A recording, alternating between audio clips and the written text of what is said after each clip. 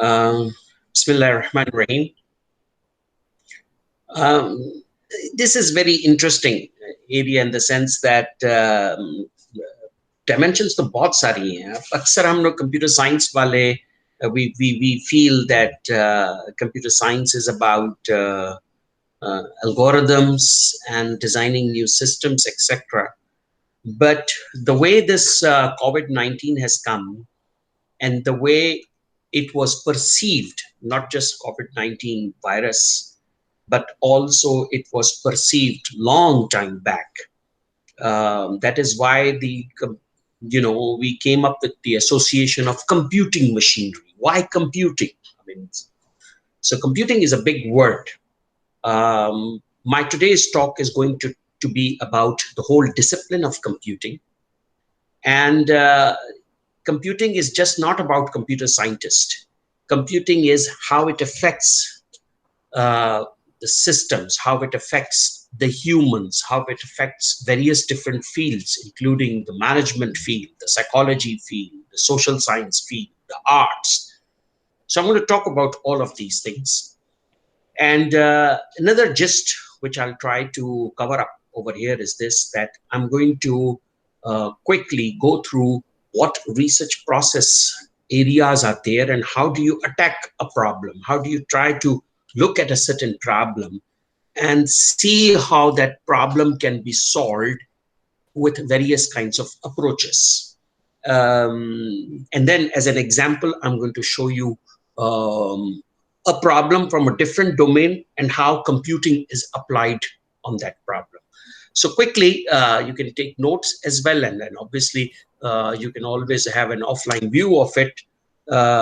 Also about this thing, research dimensions in computing is the topic which I kept. There are certain critical thinking skills which are required, which ultimately become an output in the research. First, and these are the abilities which one should have, and one should develop these abilities. The first and the foremost is the reasoning ability. What is reasoning? Reasoning is, I mean, for example, I'm still trying to figure out the reasoning aspect that when I share my screen, you all can also see it. But basically, at the moment, my screen shows two things. First is the PowerPoint slideshow, which takes up the whole screen, and that's it. And I also see an icon of the camera, which is saying that it is, I mean, there is an LED light which lights up, and that says that, yes, something is happening. So there is a camera which is behind. But honestly speaking, I can't see the camera. I can't see myself. So this puts me into a reasoning kind of a thing. Now, why is it that the camera's LED is there and I can't see myself, but the screen is being shown? So the reasoning ability is extremely important. Now, once I have this reasoning question in my mind, the next thing is that I'm going to evaluate various kinds of things. What is evaluation? Evaluation could be comparison of various kinds of things. For example, the Osama who's recording this thing, he said that I'm going to record it in two ways. I'm going to record the fast tone version, and I'm going to record the Google Hangout and meeting, feature also. So the feature is going to record just multimedia presentation. I mean, this screen thing without my picture in it probably. But the fast tone one may have that both things. So you see, so he's going to compare, and we can compare the two kinds of presentations. So evaluation of the tools, evaluation of the approaches, evaluation of the outputs which are going to come, which output is better, which output is not better, which output is optimum, which output is not optimum, which output fits under certain situation or not. Next comes is problem solving. So problem solving is what? We look at a grand problem and we try to solve that problem. There's a problem of COVID-19. We can't help it. We are not biologists. I'm not a biologist. I can't help it. But is there a way where I can put my computing knowledge into it and I can understand the bigger problem? So now when we look at the bigger problem, we try to have sub-problems. What are the sub-problems? Maybe food distribution? What are the sub problems? Maybe anxiety amongst the people that we should come out of the lockdown. Maybe they're lacking entertainment. Maybe they're lacking, the urge to go out in the streets. Maybe to go out for shopping. Maybe to. So there are many kinds of problems which are there in the sidelines which people have. Can I have a computing kind of a problem for that? Can I have a computing solution for that? So you kind of look at the problem solving approach, and then you interpret the problem. Interpretation of the problem is also extremely important, how you interpret the situation. Many a times in interpretation comes the way how the things are being presented to us. For example, this lecture is in English pretty much. But what if I start talking in a natural language which is close to you and me? हम उर्दू में बात करना शुरू करते हैं, हम किसी और बोली में बात करना शुरू करते हैं. So maybe its interpretation means what? Interpretation means understanding of the situation, understanding of the problem with respect to language, with respect to the presentation, how it has been presented to us. Why is it that mathematics is difficult to interpret at times? It is because how the Greek letters in it are, probably, or it is because how the concepts are related. So we don't know really how the concepts are being related. So Pythagoras theorem is there. There is a calculus double integration is there, but we can't relate it with the real problem. Hence, it is difficult to interpret, and hence it is difficult to understand also. So interpretation is also an attribute of critical thinking, which is extremely important in output research. And then finally, once you have all the data, once you have all the solutions, etc., available to you, that is called as the analyzing approach. How you analyze, how you come up with different kinds of questions and answers, etc., and how you analyze that. The bottom line is this. The crux is this, that these are all critical thinking skills and attributes which one must have when he or she is conducting a research. It is the level of this seminar anticipates that you all are trying to do research and will try to go ahead and carry out research. And it assumes that you all have at least a minimum bachelor's degree, and then therefore you would be proceeding forward for your whatever purpose of the research is. It could be research papers, projects, proposals, or even your master's and PhD kind of a thesis, etc. also. Anyway, let me go and now open up the discipline of computing. Computing, it appears, okay, that computing is probably all about computer science. No, no, no, no, no. Computing is just not computer science. Computer science is just one sub-discipline of, you can call it a major sub-discipline of computing. But computer science kya hai? Computer science is nothing, but computer science is this specific computer, and the way you are seeing it, the internet thing, etc. The connectivity aspect, the hardware aspect, and how we talk with this hardware through this connectivity. That's all computer science. The rest are within itself. There is artificial intelligence, you may call it, or you call it databases, you call operating system, etc. Are basically nothing. Basically, they are this hardware in any form. May that be in supercomputers, or may that be in small gadgets, or may that be coming up in air conditioner remote control, or may that be in whatever form, or in the smart watches, etc. That's all computers and hardware aspect, and the connectivity aspect, and the algorithms which run within them. Okay, so that is all computer science. Okay, and then there is another discipline which we call software engineering. Computer science is there, as I already mentioned about, but how we should develop the software, what are the techniques to develop software of different styles, different languages. I'm not talking about just programming languages. I'm talking about interfaces for humans, interfaces for even robots. For example, there is a machine. For example, I want this cell phone to understand what is going on. How do I develop an interface for this machine to understand so that this machine can talk to me? So interface designing, even software engineering talks about how do we manage different people? How do we manage that? Software engineering talks about, can I reuse something? Can I reuse, for example, can I do something which is happening in, say, Google Hangout, and can I embed that in my own software? Can I do that? Can I embed Zoom in a software, and that software can be used कि तालीम में बालगान पढ़ाना शुरू कर दे? Can I use certain other things, etc.? So it's about reusability. It's about version. I had one version, I had second version, I had third version. So it's about version control. It's about, oh, this software is really good. How you can take this software and you can develop a ventilator, and this software is excellent, and a ventilator can be designed. So quality assurance.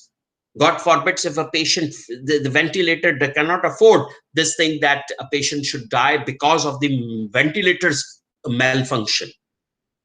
So this is software engineering about quality assurance, about reliability, about project management, about resource planning, etc. So that's all software engineering. Okay, the matrix and quality, the costing aspects, etc. Then the third discipline which has emerged in the recent years, that is information engineering. What is information engineering? Information engineering, and the recent COVID-19 case is a perfect example of information engineering. What's that? Information engineering is too much information which is being passed. What is the reliable information in it, and what is the unreliable information? Can I find out the truth in this? Can I find out the biasness aspect in this? Can I find out through the information? I'm not talking about digital signals and information theories, etc. I'm talking about WhatsApp messages. I'm talking about Twitter messages. I'm talking about Facebook sessions, etc., and other social media kind of thing. I'm talking about this information, this lecture which is coming up to you, and this lecture which you are going to see in live or recorded or whatever. Okay, information engineering is how we change the mindset of the people. Information engineering is these days working very hard to prove that one country's approach is good and the other country's approach is bad when it comes to COVID-19 relation things. Information engineering is injecting within you or within me and all of us the thoughts that this is all the game which is taking place. Maybe I'm not a political scientist over here, so don't take any of my word as a political thing. But information engineering is which injects in the human minds in a very orchestrated way, and if we design it this way, we can create revolutions. And the next game is going to be of information engineering, the revolutions which can lead to people think that lockdown is bad, which can lead to people thinking that lockdown approach was bad, maybe there was some other approach. So information engineering has a lot to do with many kinds of aspect.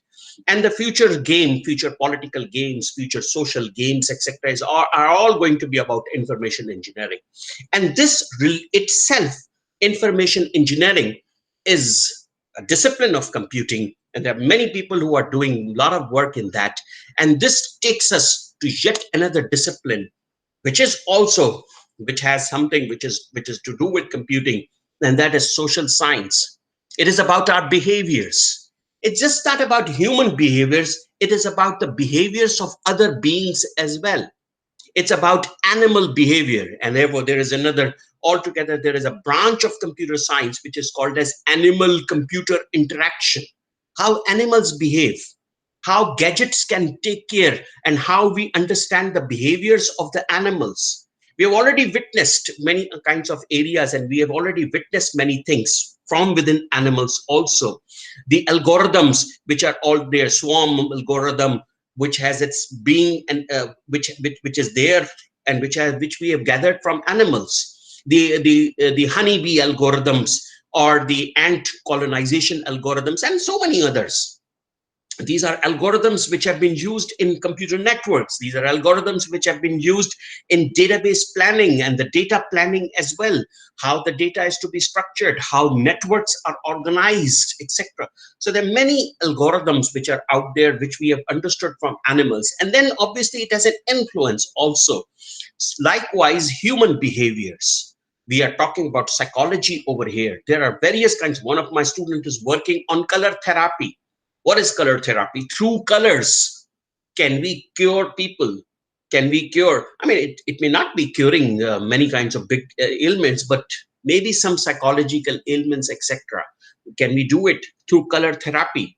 And that colors are going to be generated through the humans and through these computers. Okay, so computing and social science is a big discipline.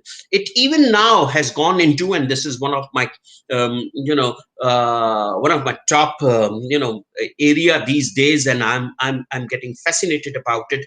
How technology, how computing and religion can be mapped together. And more I study about technology and science, my faith gets stronger. और अल्लाह की जात पे मेरा तो यकीन बहुत बढ़ता चला जा रहा है. So my faith is getting stronger and stronger. It's in believing that there is one God, and that is controller, and one Allah that is the controller of everything. And we believe this thing, that technology is recording everything. So I now firmly believe, my belief has become more stronger, that yes, there are angels who are writing everything on my right and left about what I do. So social science and religion and technology and computing, so that is another area. There are the people who are working on spirituality and computing. Then there is, obviously, you have all witnessed that biological science, there is a lot of influence of biological science in it also.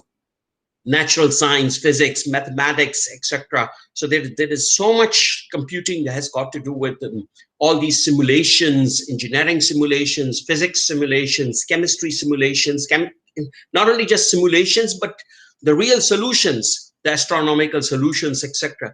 And then there is a lot to do with management, the economic crisis, the finance, etc., the marketing, the HR. Technically speaking, the discipline of HR has altogether changed. There are interviews which now, in fact, this is what I'm going to do it now. I mean, my next set of interviews of faculty selection would be that I'll tell them that, hey, give me a video recording of about 10, 15 minutes of how you are, what you do, and maybe explain yourself on the camera, and send us that video resume along with that paper-based resume, because the technology is there. And maybe the system can understand. So there are already call centers, etc. And the way shopping has changed. I mean, the shopping behaviors have altogether changed. The online shopping, etc., and marketing kinds of tools, etc. So entire management spectrum, from the product perceiving, from product design, from product segmentation, from product marketing, from business marketing, business research marketing, which product is good and which product is bad, and which product has the competent the edge over the other, and how the competition matrix is going to work, how the BCG matrix works, etc. That's all technology driven now. Okay, human resource, economics has all been gone into computer science now. So economics, finance, financial tools, etc., that's all computers. What are these? Online banking, online trading, etc. So a lot of computing influence on the management. And I do see arts, and the involvement of arts and computing at a bigger level. I do see 3D museums coming up more and more. I do see 3D arts galleries coming, and I do see Not only this 3D arts kind of thing, just the way we had abstract arts, creative arts, we are going to see computer based arts also. We're already seeing that in movies and entertainment and gaming industries, etc. But what I more see is this, that we are going to see literature, we are going to see poets coming out, and maybe the poetry coming out from the computer. So maybe some software, okay, a poet coming, a computing poet. I would rather call it co-poet. Okay, so co-poet is going to come and will give his or own poetry on what? On my mood. If I want to feel, I'm feeling sad and I'm feeling gloomy today, so the poetry is going to come, which is going to kind of, and the kind of songs, the kind of music is going to come, which is going to elevate my mood. And similarly, if I'm feeling, in some kind of overexcited mode, the poetry is going to tell me the realities, the history, the story making, etc. So a lot of this thing related to arts, etc., is going to come through this computing. Now, I've talked about these as a computing discipline. There are other disciplines also, but these are the major ones which I talked about, all having an influence through computing. So don't think computer science is just about algorithm. Don't think computer science is about just theory of automata or operating system or database or software engineer. No, no, no, no, no. Computer science is way beyond artificial intelligence, way beyond computer networks. Computing has now an influence in all of these spheres and more, which are out there. So when someone is doing the research, this is a slide which I've kept. It's very complicated slide. I've already I would like to give the acknowledgement of this slide. It's basically a picture which I'm going to share with you, the exact literature of where various kind of researches, etc., fall. I'll quickly go through it. It's not my picture. I've already, as I mentioned, I've already taken that. I'll quickly go over a few of the aspects of this. This is okay. Let me take the laser pointer. Okay, you see, the first, the starting point of any research is from the philosophical assumptions. Okay, the philosophical assumption is very important. Okay, the philosophical assumption assumes that there is, okay, look at this from the spectrum. On the right side are the qualitative research, and on the left side is the quantitative research kind of thing. So there's a you can vertically divide from this point onwards to qualitative and quantitative research. Okay, let's start from the philosophical assumptions. The philosophical assumptions have the things which extend on the positivism side. What is positivism side? That through certain, your philosophical assumption is this, that this thing has an influence on this thing, and you are able to see it on a quantitative way, or on a positive way. For example, Facebook or social media has now a more influence on your thoughts than probably physical kind of things. Let me just rephrase again. Social media, with all its aspects, etc., has more influence on your decision making than someone else coming up and telling you. For example, Google Maps. Google Maps is now more trustworthy than a human telling you that go here or go there. Okay, so that's technology, and that is pretty much, you can prove it on a quantitative way, and it's called as positivism. Then there is realism, something which sounds realistic, interpretivism, that how you interpret the things. And then criticality, looking at it from the critical aspects, certain things. Then comes from the philosophical assumptions. Now there comes another thing, and that is called as research methods. So research methods is this orangish and this reddish kind of a thing which is out there. There are conceptual methods, analytical, empirical, non-experimental, descriptive, experimental. All these kinds of methods are there. since this is not just research method class, otherwise I explain all of these in the research method class, or if it is required, I'll explain it in the later part. Then there are research approaches, research strategies there, data collection takes place, data analysis, quality assurance, and presentation. Now, the take of this thing is this. I explained this in my research methods class. So maybe from there you can gather more. I'll be explaining, and I can have a totally different lecture altogether in this. But my point is this, that when you come up with certain problem, you have to come up with this sequence. You pretty much come up with this. It's in the presentation layer where you look at the contributions and results, etc. And so this is it. Um, um, and I think I'll stop over here. Otherwise, I had some other slides as well. But I think because I wanted to apply it on a problem application. I don't know if we can continue further or not, but can we continue further? Sure, sir. It's up to you. Okay, let me just apply it on a problem application.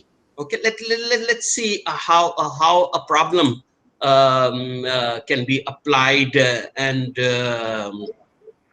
let me just pointer option. I'll just say okay, finish problem. Okay, problem application. Let's suppose here's a problem. There are top ranking universities, MIT, Harvard, etc., which are there, which and where. So the probable answers could be many. I mean, we can link them. And what reasons make them top ranking? Is it because they are in rich, developed countries? All top ranking, if you look at statistically, you'll mostly find them in rich and developed countries, mostly in America, England, and other developed countries. They're beautiful. No doubt, all of these top ranking universities are beautiful. The campuses are beautiful, in livable cities, and have attractive lifestyles. They attract affording international students. So statistically, if you look at all these things, you will definitely find out that they attract, some of the best students who have high IQ, and the teachers have also not only high IQ, but at the same time, the teachers know what students want. So high EQ teachers as well. Many of them are in English speaking countries. So there's a predominantly the English speaking countries have the best one. They offer flexible career paths, and they certify one's ambitions and visions. They also adopt technology. Okay. These are a few just points which I wrote down in top ranking universities. So obviously the professors are also good, the students are also good, the career paths are also good. You come up with a Harvard degree, excellent career path, they're beautiful. And that's the way top ranking universities are. Now, the question comes that can I have these top ranking companies, and can I apply these top ranking attractions in any online university? Can I have that? Now that's very interesting question, right? Can I have application of this?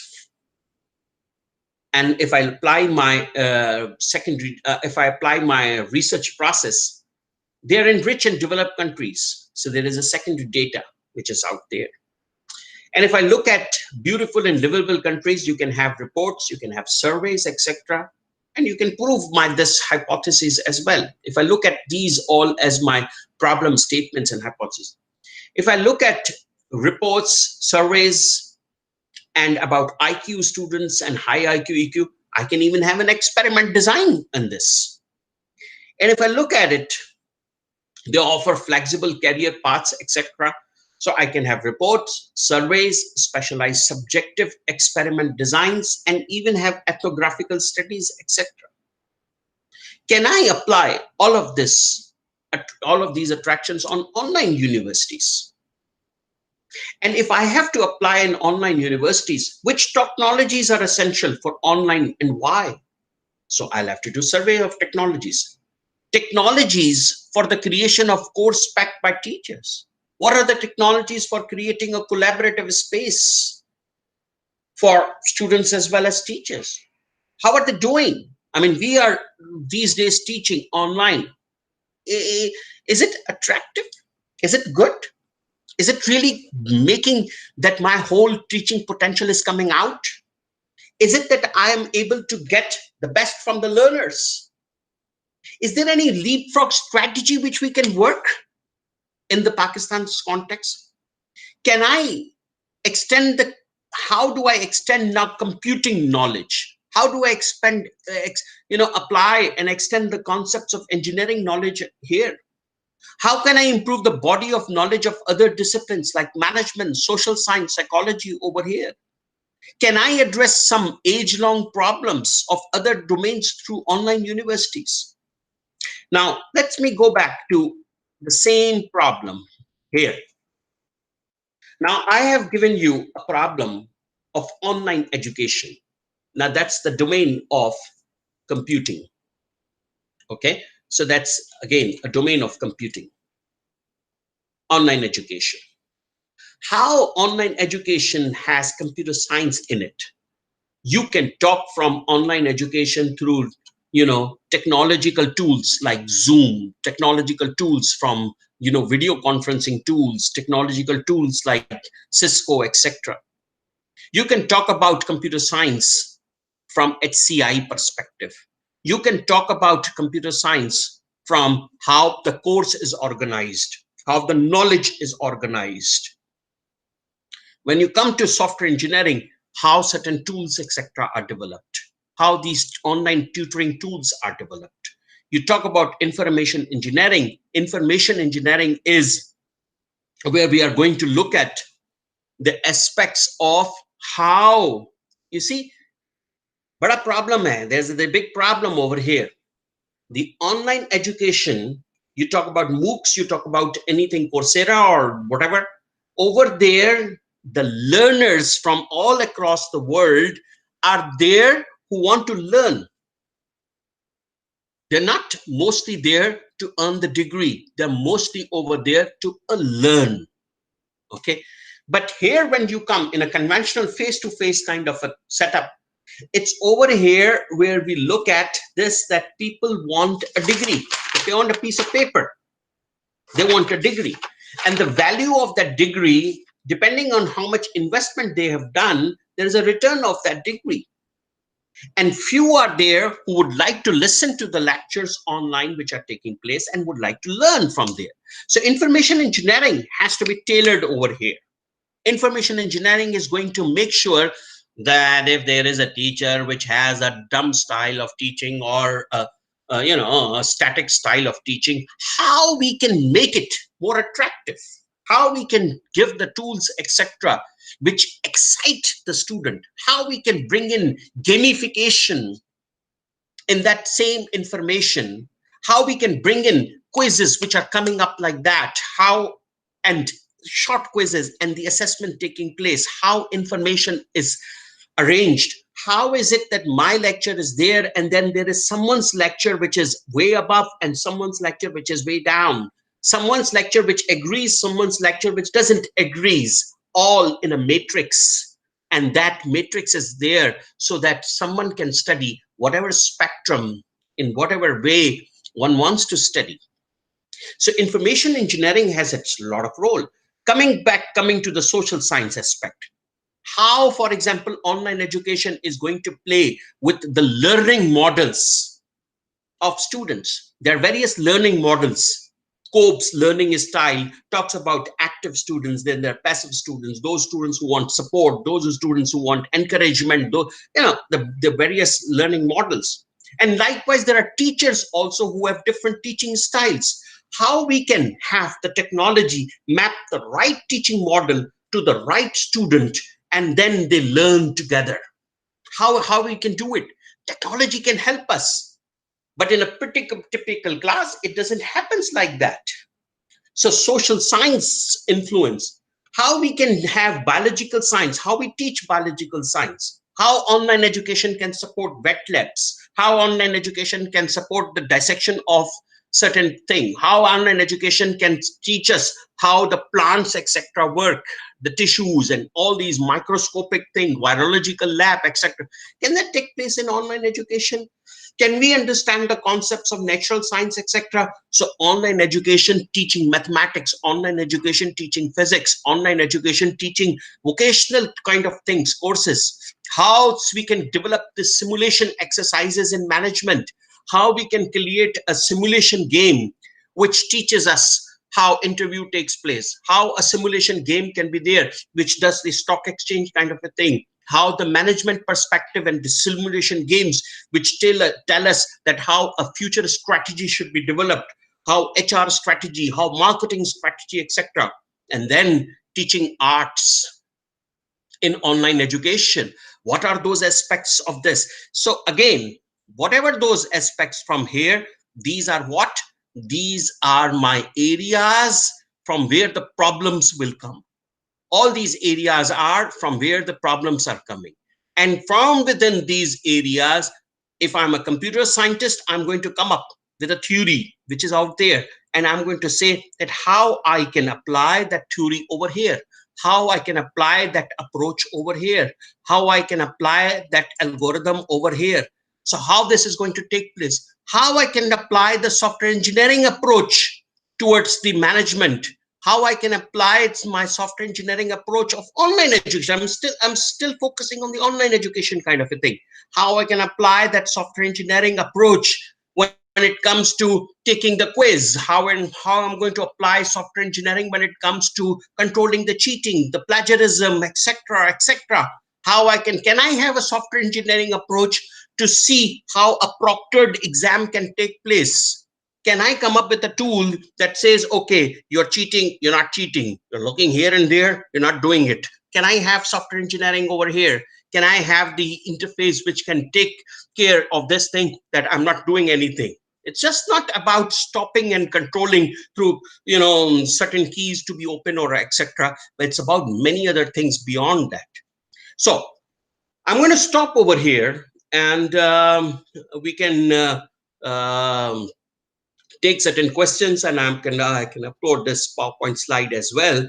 So hope this is what was there. My questions and my summary of this was actually that knowing the kind of the research which is to be applied, types of data which are there, where very kinds of data, etc., and extending the body of computing, which is the core area, towards different kinds of domains, etc., and understanding the problems of other problems of domains as seen by computing. So that was mostly the summary of my lecture. And with this, I thank you, all of you, for listening to me. And if there are any questions, I can always take those questions.